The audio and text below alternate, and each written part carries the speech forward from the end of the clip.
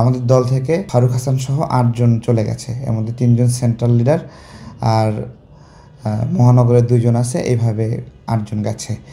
তো এটাকে তারা প্রচার করছে যে গণ অধিকার পরিষদ ২ অংশ ঐক্যবদ্ধ হয়েছে। তো বেসিক্যালি নুরুল হক নূর তার যে কালিমা আছে একটা ইসরায়েল কেন্দ্রিক বা দল ভাঙার অপচেষ্টা, ডক্টর রেজা কিবরিয়াকে বের করে দেওয়া, এই জায়গা থেকে সে এটা মুছতে যাচ্ছে এবং একটা তৎপরতা যে আমাদেরকে এক জায়গায় নেবে, তার আনুগত্যের জায়গায় নেবে, বিষয়টা এরকম। কিন্তু মানে আমরা আসলে এইরকম একজন ব্যক্তির আনুগত্যের কাছে যাচ্ছি না। এটা তো অবশ্যই একটা আনুগত্যের বিষয়। নূরের দলে যাওয়া মানে আমি তার প্রতি আনুগত্য স্বীকার করলাম, তাই না? তো আল্লাহ তাআলা আমাদেরকে যতটুকু সম্মান দিয়েছে সৃষ্টিকর্তা, আমরা এই সম্মানের জায়গাটা খোয়াতে চাই না। এটা অনেক দেশের জন্য অনেক কাজ করি, কষ্ট করি, শ্রম দেই, অর্থ দেই, আমাদের মেধা দেই, সময় দিচ্ছি। এই সব কিছু আমরা এমন একজন মানুষের পেছনে দেব না আপনার হলো যে ইসরায়েলের সঙ্গে যোগাযোগ রাখবে, ভারতের সঙ্গে যোগাযোগ রাখবে। এমনিতেই হয়তো আরও অনেকেই যোগাযোগ রাখে, বাট তার বিষয়টা প্রকাশ পেয়েছে। তো আর আমরা তার বিষয়ে দেখেন, আমরা আমাদের কিন্তু ব্যক্তিগতভাবে তার বিষয়ে কোনো প্রোগ্রাম প্ল্যানিং নাই। এখান থেকে কিছু অংশ তার সঙ্গে চলে গেছে, সেই জন্য আপনারা আমাদের কাছে এসে জিজ্ঞাসা করছেন কী বিষয়। আমরা কিন্তু উপযাজক হয়ে তাদের বিষয়ে কোনো কিছু বলতে যাই না এবং আমরা কখনোই তাদের কোনো সদস্যকে আমাদের দিকে ডাকিও না। আমরা মনে করি যে তারা ওইটুকু মন মানসিকতা রাখে না যে আমাদের সঙ্গে এসে কোপ করবে, যেটা আমরা ভারতের আগ্রাসন বিরোধী লড়াই করি। এটা অন্যরকম একটা ধ্যান এবং চিন্তার বিষয়। তো তাদের সবসময় খেয়াল থাকে আমাদের এখানে যে মূল্যবান সদস্যগুলো আছে তাদেরকে প্রলোভন দেওয়া, তাদেরকে বিভিন্নভাবে ভয় দেখানো, হুমকি দেখানো, এগুলো। এবং সারাক্ষণ আমাকে ফোন দেয়, আমাদের সহযোদ্ধাদেরকে ফোন দেয়। আমি আপনাকে এখনই দেখাচ্ছি, আমাদের একজন প্রবাসী ভাইয়ের মাধ্যমে আমাকে বারবার ফোন দিচ্ছে এবং তাকে দিয়ে ফোন দিচ্ছে যে আমাকে পছন্দ করে, আমি যাকে পছন্দ করি। এই যে আপনার হলো জাস্ট মানে না দেখালাম না, ঠিক আছে? এটা তৎপরতা প্রত্যেকটা মুহূর্তে চেষ্টা করছে। তো আমরা যে মূল্যবান লড়াই করছি দেশের জন্য, আমি মনে করি আমাদের গবেষণা, আমাদের ধারণা, তারপরে আমাদের অ্যাসেসমেন্ট এবং পথটা নুরুল হক নূরের সংগঠনের পথ থেকে আলাদা এবং কিছু ভিন্ন মানে আদর্শিক জায়গা তৈরি হয়েছে যে আমরা কি করি। তো ওই জায়গা থেকে তাদের সাথে মেলা খুব কঠিন আমাদের। এবং আমাদের যারা শুভাকাঙ্ক্ষীরা তারা আমাদেরকে সারাক্ষণ বলে এই যে এখন পর্যন্ত আপনারা দৃঢ় আছেন, আপনারা কতজন সংখ্যা এটা আপনাদের জন্য গুরুত্বপূর্ণ না, বাট আপনারা এটা কন্টিনিউ করেন। যে আমার অফিসে এসে অনেকবার দিয়েছে, সে চেষ্টা করছে আমাদের এখানের সব সদস্য যারা তাকে বিভিন্ন ব্লেম করেছিলাম বিভিন্ন অপরাধের বিষয়ে, তারা যদি তার সঙ্গে মিলে যায় তার মানে তারা এই বিষয়টাকে উইথড্র করে নিচ্ছে এইরকম। তো তারা চাচ্ছে এরকম যে আমরা এটা উইথড্র করে তার সঙ্গে মিলে যাই। তার এই উইথড্রয়ালটা খুব জরুরি তার রাজনীতির জন্য, ঠিক আছে? আমরা আসলে মানে তার রাজনীতিতে কী হবে ওইটা নিয়ে আর ভাবি না। হ্যাঁ, আমরা দেশের জন্য কিছু কাজ করতে চাই। আমরা আমাদের আগ্রাসন বিরোধী লড়াইয়ের মাধ্যমে বাই লোকাল ট্রেন্ড এটাকে ডেভেলপ করতে চাই যে আমাদের দেশের মানুষ ভালো থাকবে, দেশীয় পণ্য ক্রয় করবে, আমরা সীমান্তে নাগরিক হত্যা হবে না, আমরা পানির হিসাব বুঝাইয়ে পাবো। বাংলাদেশে ন্যায় বিচার, সুশাসন, গণতন্ত্র এগুলোর কথা বলে সবাই রাজনীতি করে, কিন্তু আমাদের পার্শ্ববর্তী দেশ যে আমাদের উপর নিপীড়ন করে এবং তারা আমাদের রাজনীতিতে হস্তক্ষেপ করে, আমাদের রাজনীতির বড় বড় রুই কাতলা তারা গিয়ে আনুগত্য স্বীকার করে, এই জায়গাটাতে কেউ প্রশ্ন তোলে না, কথা বলে না। তো আমরা ওই জায়গাটাতেই আমরা নিয়ে কাজ করছি আমাদের দেশের সুরক্ষার জন্য, সার্বভৌমত্বের জন্য। আমাদের এই লড়াইয়ের ফলে রুহুল কবির রিজভী ভাই তার চাদর পুড়েছেন, তার স্ত্রীর শাড়ি পরেছেন। আমার ভাই একজন আওয়ামী লীগ করে, আমি তাকে সুরক্ষা দেওয়ার জন্য বলবো যে আমার ভাই আমার দলে থাকবে। এরকমভাবে অনেক কিছু হচ্ছে। আপনারা জানেন কি যে আমি তাদের দ্বারা আক্রান্ত হয়েছি, আমাদের টিমের সদস্যরা অনেকবার আক্রান্ত হয়েছে। আমরা তাদের সাথে প্রতিযোগিতা করতে চাই না, তারা আমাদের প্রতিদ্বন্দ্বী না, আমাদের পথটা সম্পূর্ণ আলাদা।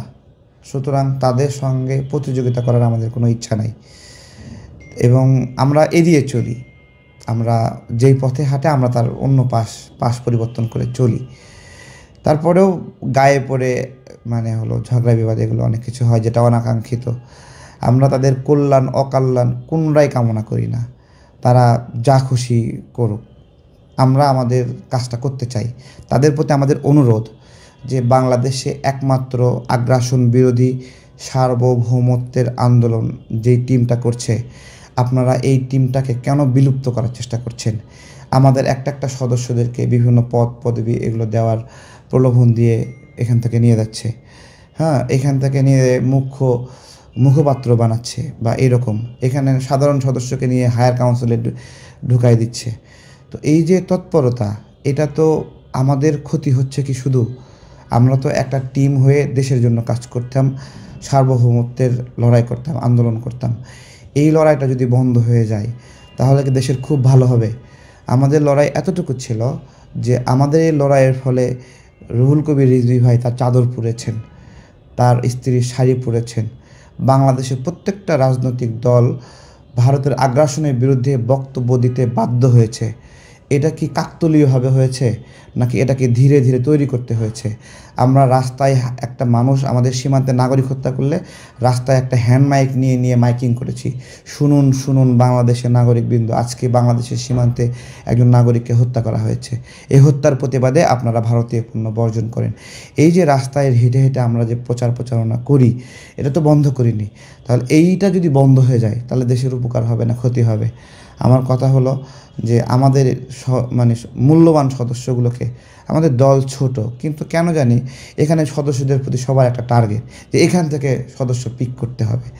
মানে এইটা ভারতের ষড়যন্ত্র নাকি এমনিতেই মানে মানে অকারণে এরকম হয়ে যাচ্ছে আমরা আসলে জানি না। এটা সব দলেই কিছু অতি উৎসাহী লোকজন থাকে, তারা সমাজের ফোকাস নিতে চায়, নেতৃবৃন্দর ফোকাস নিতে চায়, সেরকম জায়গা থেকে এটা বলে ফেলছে।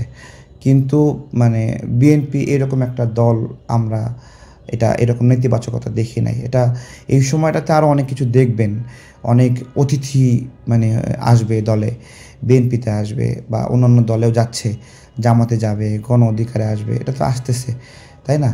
এটা আমরা না চাইলেও চলে আসে। কিভাবে চলে আসে?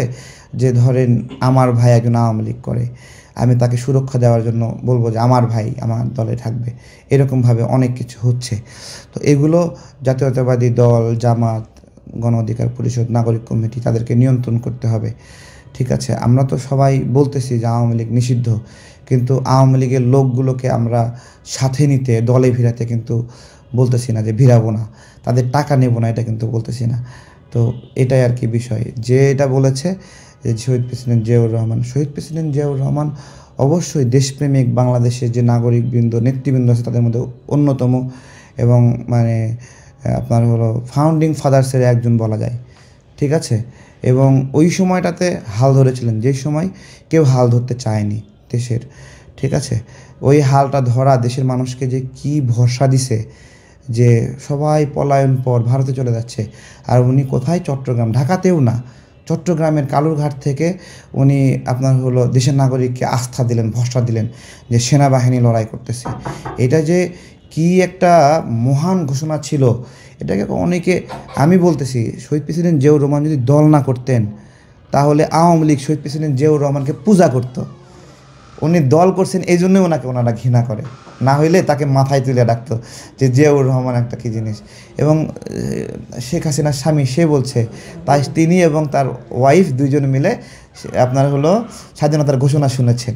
এগুলো অনেক কথা আছে, গল্প আছে। এবং ওই আপনার হলো বঙ্গবন্ধু যেখানে মানে রাষ্ট্রের শাসন কাজ চালাতেন, সেইখানে প্রতিদিন সকালে স্বাধীনতার এই ঘোষণাপত্রটা আপনার হলো রাষ্ট্রের থেকে বাজানো হতো, শোনানো হতো, সবাই শুনতো। মানে আপনার রাষ্ট্রীয় কার্যক্রমের জন্য জাতীয় সঙ্গীত যেরকম বাজায় ওইরকমভাবে তার ঘোষণাগুলোও বাজাতো। যেহেতু রাজনৈতিকভাবে জিয়াউর রহমান প্রতিপক্ষ হয়ে উঠছেন, তার দল প্রতিপক্ষ হয়েছেন, এই জন্য এখন তার সব কাজ খারাপ।